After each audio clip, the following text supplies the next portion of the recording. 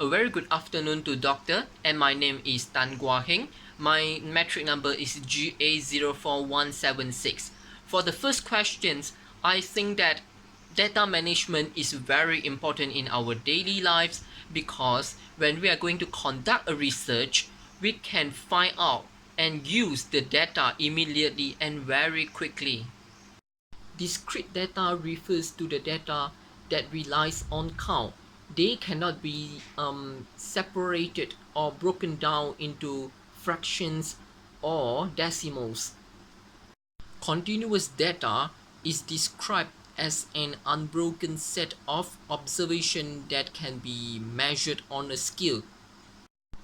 The example of discrete data is that when I was in my secondary school, I was a monitor in my class, and at that time, I helped my teacher to count the number of male and female students in my class.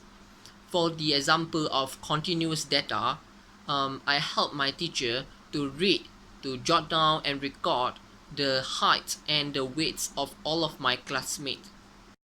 Primary data are the data that are collected by the researchers. They are the first owners and the users of these data, while the secondary data refers to the data that are available online or on hard copy.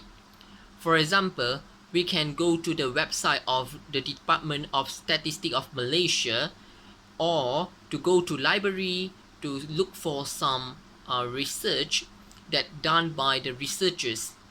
These other data are known as secondary data.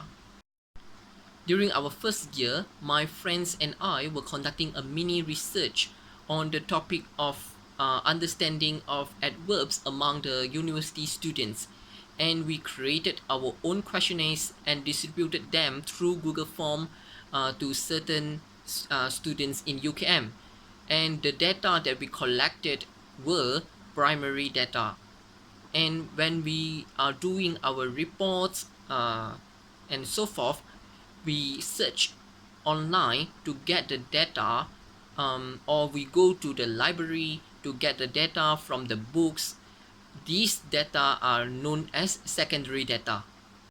An example of unethical practice of data collection that I have witnessed is that I noticed some of my friends are distributing or giving their Google Forms or questionnaires to their close friends and ask them to choose certain choices so that they can make conclusions easier.